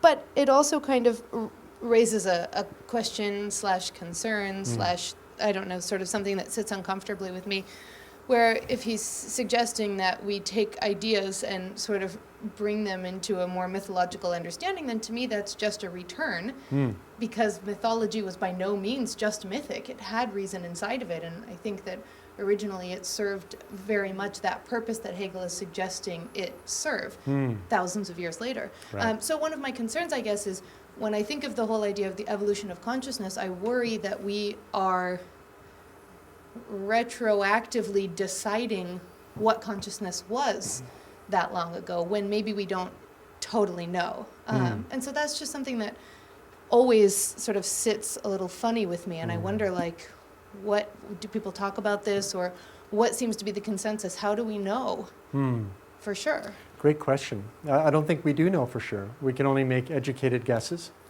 to the best of our ability. But I agree with you that there are many individuals and communities in this earlier mythic phase who had fully coherent, rational, as we would call it, not rationalistic, but rational minds. I mean, think of the Egyptians, right, who were in full mythic flowering and yet were masters of sacred geometry. So one of the key manifestations of the efficient mental is actually being able to think in terms of sacred geometry. So you can use geometry to organize monumental architecture, cities, societies, all kinds of things. Projective geometry is a very good example of the efficient mental. I say that because, sorry, of the integral, but I mean, but if actually it's both. See, because the integral actually involves the recovery of the efficient mental. So for me, geometry is a mental thing. But yeah, you're doing it in an integral context where you're bringing in actually transparency of the mythic and maybe the magical as well. So you can do it in projective geometry and sacred geometry. So back then there were people that, if you look at Renaissance, I could look at Robert Flood, for instance, or Kircher, or some of the other, Bruno. I mean, these people who had these imaginations and minds that were structured through sacred geometry, and who had not yet fallen into the deficient mental or the rational. So yeah, they have a lot. They had a lot of what we need to recover. What they didn't have, however, was a sense of history in the way that we understand it, and of evolution. So for Bruno, for instance, and for Ficino and Pico, they thought they were going back to Hermes and Egypt. So for them, they thought they were actually recovering something way back then, and the goal was to get back to the golden age. And yet what they were doing without knowing was actually birthing the modern. Right? So it's only us, as Hegel would say, we philosophers, it's only us who have developed both the archetypal eye and the eye of the Weltgeist, who can look back and say, oh, I see what they were doing. So in a sense, we're standing on the shoulders of giants, and as a result, we can see things they couldn't see. So that's how I would answer it. Well, because we're in the dying stage. And we're in the dying stage. So that's when you think that's what Hegel says. That's right. You can see the meaning of something as it's dying. That's right. The owl of Minerva, or wisdom, spreads its wings only at dusk. It's true. So when a world is ceasing to pass. I just want to ask one thing, and thank you so much, Sean. It was a really amazing talk, and maybe this touches on all three of the questions. I've been taking the class on Eric Vogel, and I'm interested in your premise of the Christian, and yours, the telos, and that's something that he didn't mention, the telos, kind of from the mythical towards the integral. And it seems as though, and to your question, like, how do we know what was life like before? We don't, but we do know that they thought they were the center of everything. They didn't know they were a planet rotating. They didn't know about the 3 outer planets. And the whole Christian kind of noetic telos, it seems like what Christianity seems to be indicating is, or hoping to have happen, is a reunity, a rebinding back to the cosmos in a meaningful way, where every individual is recognized as a center of meaning and purpose, cared for and loved by the creative intelligence of the universe. And it's interesting to me that we discovered the 3 outer planets, 1781, 1846, and 1930, and the whole prophesied second coming at 2,000 years is interesting to me, because the idea that we are all moving into a kingdom of heaven, reunited to a cosmic creative intelligence that recognizes our meaningful connection, it seems as though that's what the impulse it was moving towards the whole time. But that's just kind of my hunch. I'd like to know what you think about it, actually. Well, I mean, I think, I resonate with that. Personally, I'm also equally open to, in my own practice, certain Buddhist cosmologies, which are a little different, but from the perspective of the world spirit, I'm trying to bring my gaze a little closer and intuit what might the telos be. So since there might be Buddhists or earth-based religion people or others who might not agree with my theology, which, or with yours, what can I see that we might be able to agree on that there's a more proximate expression of the telos, of the goal? And for that, I'm choosing to focus on Gaia, as we saw here. So, like if we could say what is actually happening, well, the world is starting to wake up to itself as a world for the first time. Which is not to say that the Earth or Gaia wasn't sentient or conscious, didn't have a soul before then. Yes, there was always the Anima Mundi. Earth has always had a soul. Presumably, even when she was a ball of molten rock, that soul was there, but in some kind of deep sleep, right? And then when life emerged, Gaia began to dream. And it was a long, creative dreaming period for billions of years. And it's only recently that Gaia is actually starting to waken up. So if you think of these 3 phases of deep sleep, dream, and waking, my sense is that Gaia is actually starting to wake up. It's not my own. Many people have talked about this. That seems to be the goal, is to wake up. And so here we can make connections with the axial traditions, whether it's Christian or Buddhist or Taoist, and so with the ideas of enlightenment, of liberation. And then the question would be, well, what would it look like to wake up?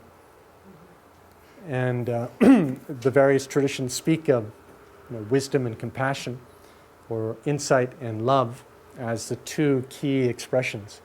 Right? So what would it look like to live and organize our communities wisely and compassionately and by love, right? So that, to me, I can at least say that seems to be the goal that is trying to realize itself. And that's the great turning. But whether it'll do it in time before the great unraveling, I don't know, but great question. Yeah. Mm-hmm. Well, I just had a kind of just a comment. As you were saying about non-duality, I was just thinking of the going from a either or to a but and both and, especially from a Western, to be able to see the other as oneself. And I think that might be a journey that is very needed, obviously, in this world, to come to that realization. And then I wanted to ask you about going to that one of your your slides, the axial period. I'm thinking of civilizations that may have were the starting point or the spark. Was that around the Sumerian, about 7,000, 6,000 years? For the axial period? Yeah. Actually, the axial period was quite a bit after that. So the Sumerian thing is closer to the beginnings of the historical period. Okay. And that sort of unfolds for a couple of thousand years until about 500 years before Christ. You have this miraculous synchronicity where, just think of it, Socrates, Plato, the Buddha, Mahavira, Lao Tzu, Confucius, Isaiah, I don't know who else. These major figures of what would become the major philosophical and religious traditions of the world, they're all born at the same time and giving their teachings. And that's just stunning. And that just happens, just coincidence. To happen at the same time is the only triple conjunction of the three outer planets in the whole historical period. Right? I mean, psychop, chew on that sort of thing. But yeah, so that axial period is really fascinating. Thank you. I'm a student of counseling psychology in expressive arts. Which psychology, sorry? I'm counseling psychology and expressive arts. Mm-hmm. And so I'm very curious as to how all of these theories apply to the emotional state and well-being of individuals, and how we can work with our emotions and our pain in order to sort of transcend and get to this level of consciousness that we're working towards. Great question. And here's a plug for an old friend of Rick's and a little bit of mine, Ren Butler. Just got an email from him yesterday, whose new book has come out, and Rick and Stan have blurbed it. What's it called? Archetypal Astrology and... Oh, it's called something, The Path of Wholeness. Jeez. Well, here's his name. If you Google Ren Butler, it's the first book that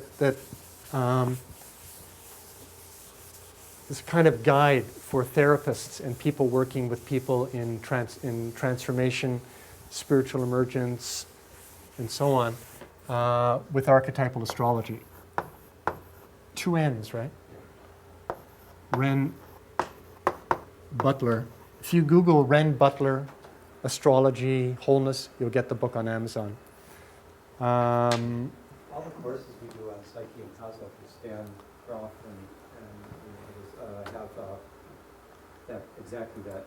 that focus on the individual and bring together psychological theory and experience at the most really kind of poignant level with the archetypal dimension, which just seems to be an extremely powerful tool for shining light on the complexes and the crises and the breakthroughs that we go through in our journeys. Just for those of you who may be listening online now, Rick just said that the courses that he and Stan Groff have offered over the years, Psyche and Cosmos, focus especially on that, the therapeutic and implications and implications for personal and collective transformation in very concrete, pragmatic situations. Mm-hmm. One more question. Yes, Rick? I think it was just a brilliantly lucid lecture, and lots of things I'd enjoy talking with you about, unpack further and have conversation with. The only things I thought I might just add is like one sentence thoughts. Where one is on the when you were talking about the proposal, the theory that the 18th century, the discovery of Uranus, and the archetypal quality of the 18th century, discovery of Neptune in the 19th and Pluto in the 20th. That was actually Dane Rudhyar's, just to honor Dane Rudhyar, that he was the one who proposed that. And then Frank Poletti did his dissertation really on this, quieting up this very crucial idea of how much does the, coming together of the, I think this come out of your question, the question of fate and free will and the astral determinism that was in the ancient astrology very often, and the idea of the free will and of the transcendent divinity being beyond the cosmos that comes in, and that human beings can kind of liberate themselves from astral determinism, et cetera. How do we today bring about that synthesis or an integration? And I think a crucial clue to that is the recognition of the archetypes as being multivalent. As soon as you recognize that the planetary archetypes have multiple potentialities, noble and ignoble, and shadow and creative, destructive, etc., that recognition opens up the space for the autonomous human self to play a role in our consciousness through our very act of consciousness, to not be puppets of the archetypes, but to be intelligent, imaginative enactors and agents in relationship to the Anima Mundi.